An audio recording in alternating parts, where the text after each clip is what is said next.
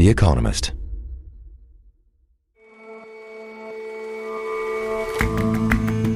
Hello and welcome to The Intelligence from The Economist. I'm Jason Palmer. And I'm Rosie Blore. Every weekday, we provide a fresh perspective on the events shaping your world. By the numbers, air travel is the safest way to get around. The numbers are set to change. Conflict around the world is closing off airspace more frequently and more randomly, crowding more planes into the highways in the skies. And anyone who watched its debut in 1975 might not have bet on its longevity. But this show's anarchic counterculturalism has proved extraordinarily popular and resilient. Our correspondent celebrates the 50th birthday of Saturday Night Live.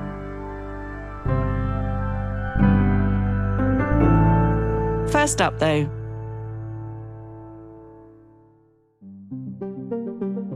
US President Donald Trump and India's Prime Minister Narendra Modi have long enjoyed a bromance. I present to you my friend, India's friend, the President of the United States of America, Mr. Donald Trump. Namaste. When the two met at the White House yesterday, Modi matched Trump's Make America Great Again with his own version, Make India Great Again, or MIGA. MAGA plus MIGA, तब बन जाता है MEGA. Add MAGA and MIGA together, said Modi, and you get mega prosperity. That all sounds promising.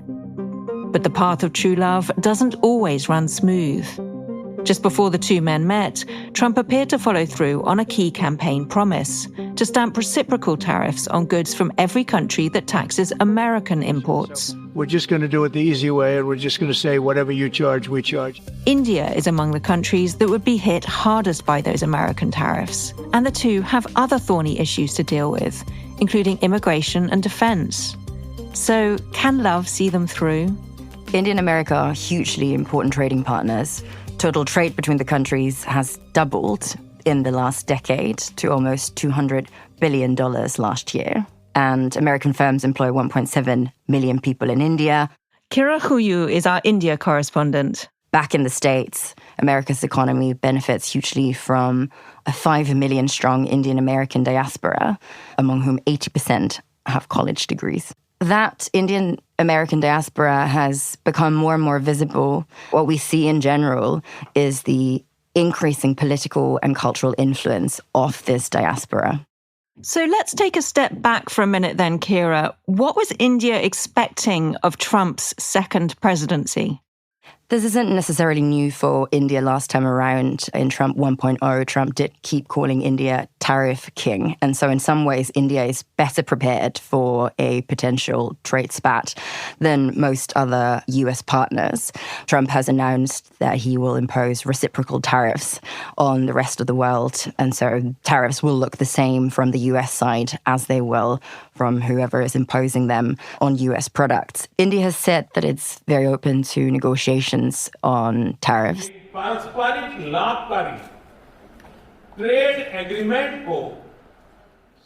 Doesn't look like Modi managed to get concessions on that. But what Modi has done in a very shrewd way is he enlisted Indian companies in his commercial charm offensive before the White House visit. And so we've already got Indian promises to buy more American oil, for example.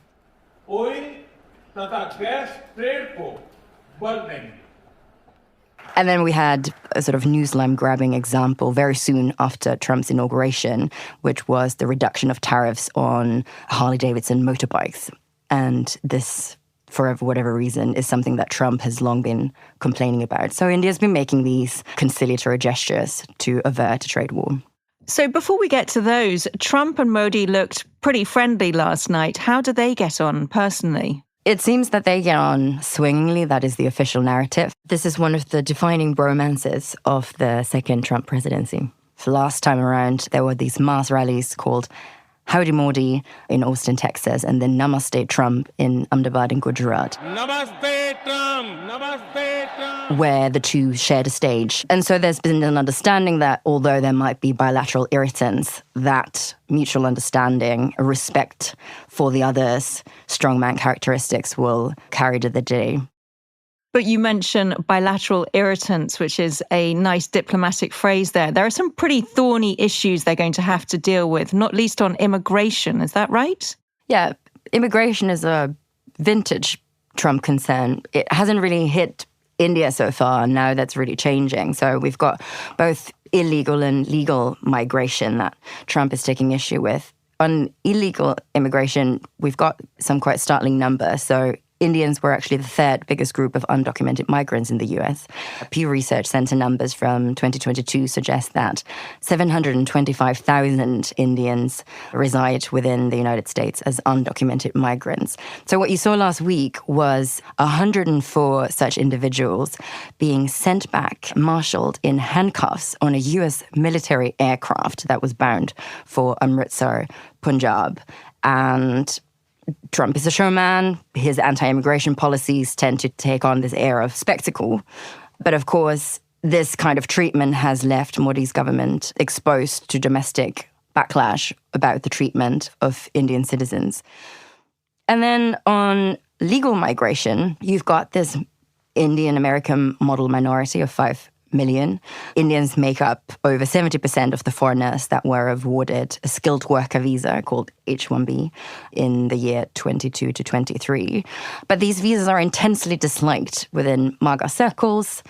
And so we are now seeing a backlash. Interestingly, there was a poll a couple of years ago that revealed that 75% of Indian Americans believe that they have already achieved or are about to achieve the American dream. And of course, these kinds of policies might be putting that dream at risk. Trump's executive order on ending birthright citizenship has created quite a grim trend, which is that Indian origin parents in the US are choosing preterm C-sections to meet the February 20th deadline, after which babies are no longer supposed to become citizens at birth. So the Indian American community is really scrambling to try and make sense of Trump 2.0 and what it means for them personally. And where do the two stand on defense? I think two things stand out. The first one is Trump sees defense as another way of reducing the US trade deficit with India. And so he has made several attempts at convincing Modi already to make larger weapons purchases from American defense companies. The second one is Trump is also not one for nuance, and so he's likely to have little patience for the finer details of something that Indians call multi-alignment, which is India's diplomatic doctrine of engaging with multiple partners, but formally allying with none. So what we saw in the press statement and what we already heard before is the United States will push India to develop stronger ties with its so-called Quad partners. Our meeting today, the Prime Minister and I reaffirmed that strong cooperation among the United States, India, Australia, and Japan. And strengthen slightly more traditionally strategic military partnership against China in the Indo-Pacific.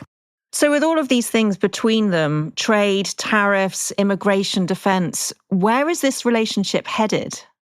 I mean, what was interesting about the joint press conference is that the two leaders were very keen to emphasize the complementarity of their projects. Modi played very well to Trump's vanity. He explained that MAGA, Make America Great Again, was a great project, and that India's project of becoming a developed nation by its 100th anniversary in 2047 translates into MEGA, Make India Great Again, and that when you put these two projects together, you get a mega partnership.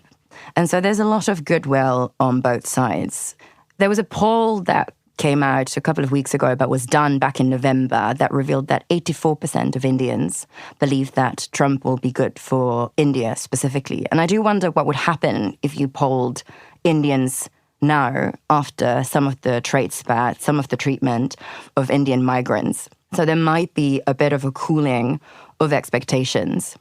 There's been this trend where skeptical American analysts have asked what America actually gains from working with a sometimes prickly India. In this sort of speculative DC speak, they've wondered if America's India bet will pay off. And it seems to me that Indians might now increasingly be asking themselves the same question about Trump's America. Kira, thank you so much for talking to me. Thank you for having me.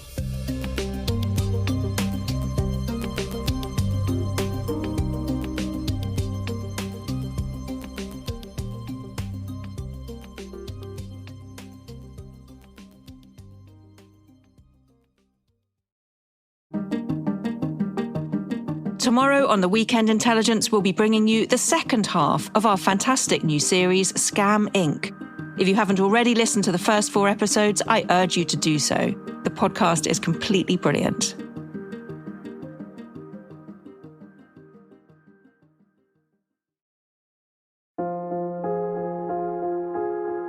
On Christmas Day last year, Azerbaijan Airlines Flight 8243 crashed in Kazakhstan near the Caspian Sea. 67 people were on board, 38 were killed. The plane had diverted hundreds of miles from its intended destination of Grozny. The capital of Russia's Chechen Republic has been the target of drone attacks as Ukraine strikes back against the invasion. Investigations pointed to only one conclusion, that the plane had been hit by Russian anti-aircraft fire. President Vladimir Putin apologized, but didn't accept responsibility. It's not the first time, of course, that Russia has been implicated in the downing of a civilian airliner. And it's just the latest indication that conflict on the ground has growing implications for those traveling in the air. The crash of the Azerbaijan Airlines aircraft in Kazakhstan at the end of December is shocking and terrifying. Leo Marani is an Asia correspondent for The Economist. But it's only the latest in a string of these incidents over the past decade. It's the third in the past decade, it's the fourth this century, and the gap between these incidents is getting shorter. But that's not the only risk in the skies. The other thing that's happening is that the amount of airspace that is available to aircraft is getting smaller. And as we get into 2025, this is almost certainly going to become a bigger and bigger problem. And by bigger problem, you don't mean just the danger rises. You mean that the skies themselves getting more and more constrained. Precisely, Jason. So what's happening is there's conflict in more and more parts of the world, and there's geopolitical tensions, which is leading some countries to forbid other countries' aircraft to fly over them. Imagine that the wars in the Middle East that are going on at the moment shut down airspace not just over Israel, but over Jordan, Iran, Iraq, Lebanon. And apart from shutting down airspace that make the open airspace more dangerous as well. Something precisely like this has happened on multiple occasions in 2024 as Israel and Iran traded ballistic missiles. As recently as the end of December, Houthis in Yemen were firing rockets at Israel. There's never going to be warnings to this stuff. And so these things are overflying and passing through civil aviation airspace. This is a sort of combination of two different risks. One, the risk of planes being shot out of the sky by mistake, but also as you issue airspace closure warnings, more and more planes are jammed into more and more congested air routes, which itself is not ideal, neither from the perspective of safety, nor from the perspective of sustainability, because sometimes that means taking longer routes, nor from the perspective of the business of airlines that have to spend more money to do this stuff and also annoy their passengers because it's taking longer. And clearly the dynamic that you're talking about here is not just limited to, the recent history in the Middle East.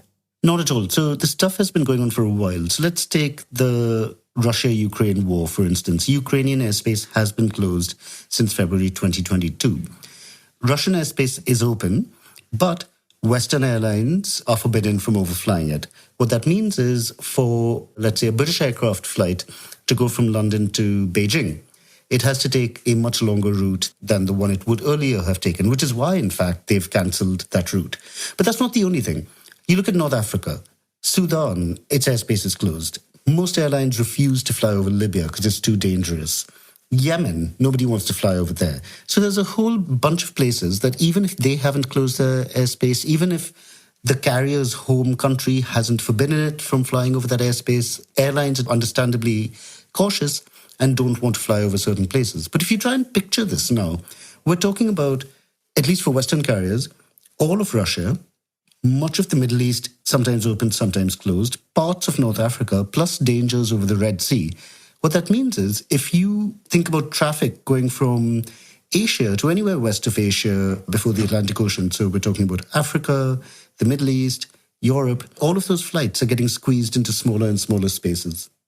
And so it's not just a matter of evading dangers. This is clearly disrupting the industry in a more general sense. Precisely. So European carriers, American carriers, they're at a disadvantage now compared to, say, Chinese ones or Indian ones. Air India, the flag carrier of the country in which I live, although not the bag carrier, I should add. They lost my bag from Bombay to Delhi. How do you do that? It's one flight. They fly from, let's say, New Delhi to San Francisco directly over Russia. It's a shorter route. It uses less fuel. They can charge lower prices. American airlines are complaining that this amounts to an unfair trade advantage. Why, just this week, there was a piece in the Financial Times that was looking at how much Chinese carriers have added capacity to European capitals, whereas European carriers have far reduced their capacity because of these constraints. So that's one thing. The other is it affects cargo operations. A third is that some airlines that built their business model on this sort of thing, so take Finnair, the airline of Finland, they used to advertise, take the shortcut over Russia, over the North Pole. There's no shortcut anymore. BA is no longer flying to China. Virgin's no longer flying to China. Lufthansa is cutting flights. It's not just about aviation, it's having major impacts on global connectivity. So you suggest that this is a set of problem that's going to get worse over time. Do you think it gets better as conflicts are resolved, or is this just the way of the skies? Finnair's chief executive doesn't see this getting resolved for the next decade. And there's all sorts of new things popping up as well. So one of the risks at the moment is GPS spoofing or GPS jamming, which makes it very hard for a plane to know where it is. And in fact, this probably had something to do with the Azerbaijan Airlines crash as well. But it's incredibly dangerous if your plane doesn't know where it is or if ground radar doesn't know where the plane is. So the thing is, there's new risks being introduced all the time. I can't predict the end of wars, but I can tell you that flying is going to become a more complicated and perhaps even more expensive thing in the short term. Leo, thanks very much for your time. My pleasure, Jason, as always.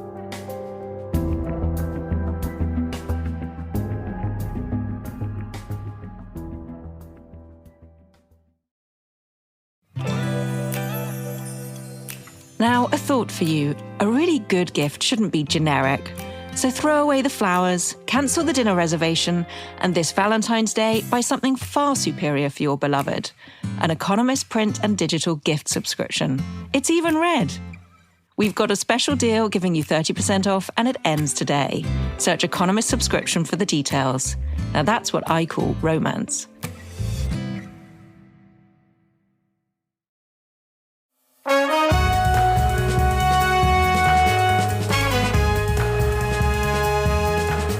In the spring of 1975, a 30-year-old Canadian named Lorne Michaels convinced the least popular of America's 3 television networks to let him develop a live 90-minute sketch comedy show.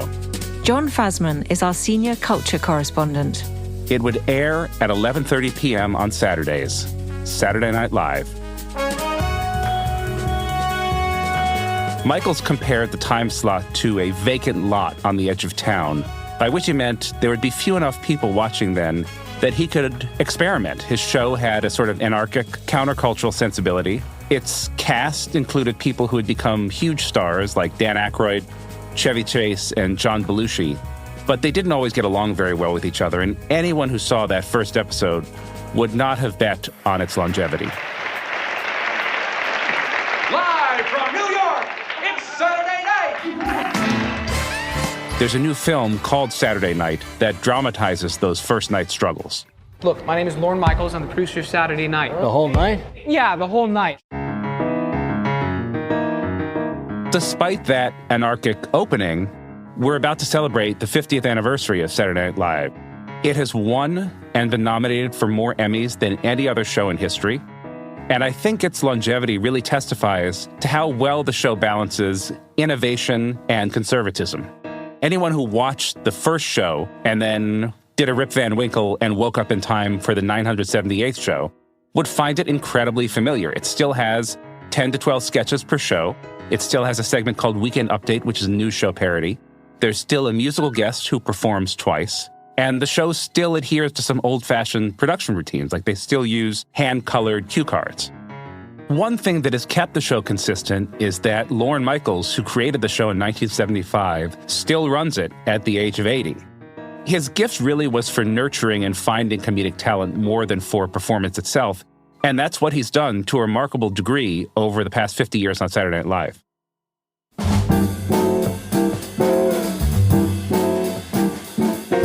One of the ways that SNL has innovated is with short digital videos. These are cheap and easy to produce, and in fact, one of them, filmed by The Lonely Island, which is a comedy trio starring Andy Samberg, who is a cast member, had one of the first viral YouTube hits with their sketch Lazy Sunday. Lazy Sunday, wake up in the late afternoon. Call Parnell just to see how he's doing. Hello, what up, Parn? Yo, Samberg, what's cracking? You thinking what I'm thinking? Party up, man, it's happening.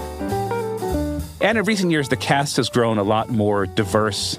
The initial cast had a bunch of outsized personalities who were constantly at war with each other.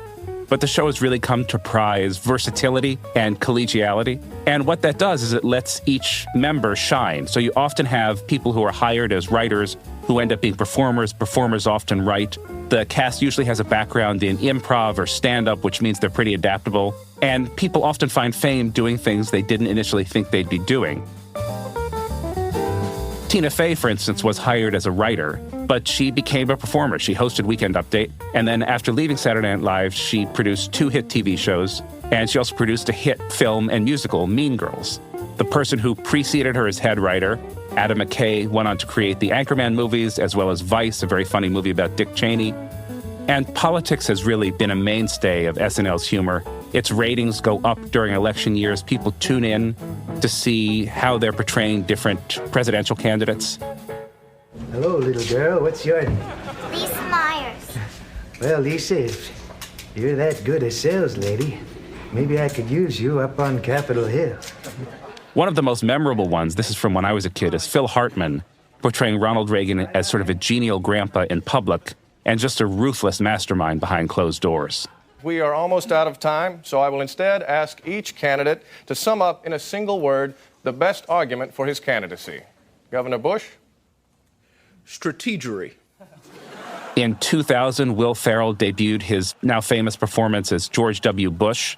In fact, Saturday Night Live got some credit for helping Bush into office because the portrayal of Bush is kind of dopey, but he's also really genial and seems fun. Al Gore, by contrast, who is played by Daryl Hammond, just comes off as insufferable, to such an extent that Gore's staff showed him the performance, and it helped him sort of become less robotic and warmer on stage. There's something about what SNL does, the position it occupies, that's just magic. And its viewership is still strong, its ad revenue is still strong. Even though the way people watch it now has changed, people will still make a point, some of them, of being in front of their TV late at night on Saturdays. But the sketches all have a second life on YouTube, and people will catch up with them on the next day. In a recent biography of Lorne Michaels, there's a great line by Amy Poehler, who's a former cast member, who described Saturday Night Live as that show your parents used to have sex to that you now watch from your computer in the middle of the day.